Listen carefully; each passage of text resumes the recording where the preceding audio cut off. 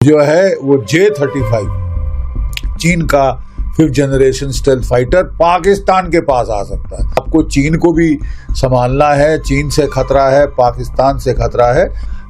बड़े सोच समझ के ये डील करनी पड़ेगी। हाँ देखिए, बाइडेन साहब के काल में तो हमारी पीठ में छुरा घोंपा गया। हमने $1 बिलियन दे चुके हैं अमेरिका को। ऐसा नहीं हो सकता कि पाकिस्तान भी हमसे पहले देखिए, भारत क्वाड का मेंबर है। जापान को अमेरिका ने F-35 फाइटर्स दिए हैं, ऑस्ट्रेलिया को दिए हैं, नेटो कंट्रीज को दिए हैं, लेकिन भारत को नहीं दे रहे थे। भारत को जो पहला ऑफर था बाइडेन साहब के टाइम में, वो था कि F-16 फाइटर देंगे। उसका जो नया अवतार है F-21, F-16 पाकिस्तान को 30 साल पहले दे दिया था, तो वो तो कोई मतलब बड़ी चीज नहीं थी।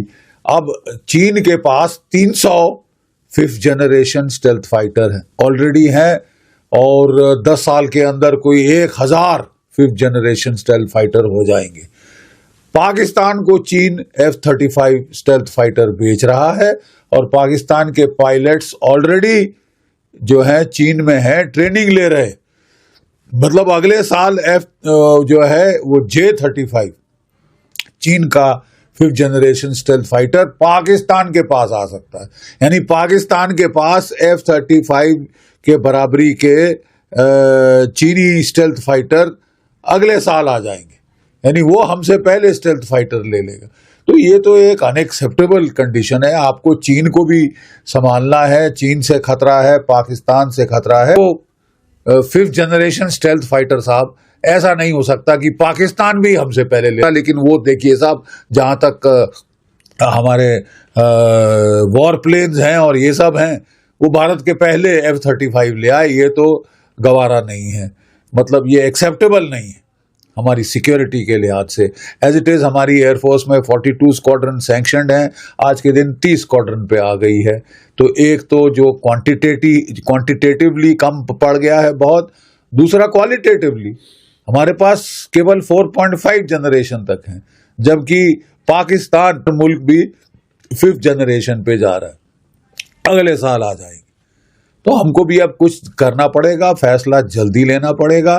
मेरे हिसाब से एक स्टॉप गैप मेजर, जिसमें कि 18 से 36 या F-35 या Su-57, हमको ये जहाज 5th जनरेशन स्टेल्थ फाइटर लेने पड़ेंगे। और साथ में हमको ये भी इंश्योर करना पड़ेगा कि जो हमारा आम का प्रोग्राम है वो किल ना हो जाए, इतना महंगा ना पड़ जाए कि वो हमारा प्रोग्राम खत्म हो जाए। क्योंकि इंडिजिनस होना, आत्मनिर्भर होना हमारे लिए बहुत निहायत जरूरी है। एयरफोर्स को बहुत नुकसान हो रहा है। MiG-21 जहाज जो 1960 की दशक के हैं, वो अभी तक वो मतलब हम चेंज नहीं कर पाए हैं साहब, उनको फेज आउट नहीं कर पाए हैं, क्योंकि जो LCA आने थे, कोई 200 से ज्यादा हमको LCA के जहाज चाहिए, तो वो तो साहब 40 नहीं आए हैं अभी तक। तभी तो एयर चीफ साहब के माथे पे ठंडा पसीना आ रहा है कि साहब हो क्या रहा है। और इसकी अब अच्छी बात है कि मोदी जी ने बात की है। दोनों नेताओं का जो है पर्सनल केमिस्ट्री पिछले कार्यकाल में भी बहुत अच्छी रही है। हमें उम्मीद है इस बार भी अच्छी रहेगी। और देखिए, खुशी की बात यह है कि डोनाल्ड ट्रंप साहब ने जो टीम इकट्ठी करी है, उनके टॉप जो मिनिस्टर्स हैं, वो Marco Rubio, secretary of state Marco Rubio, वही सज्जन हैं जिन्होंने अमेरिकन सेनेट में बिल पेश किया था।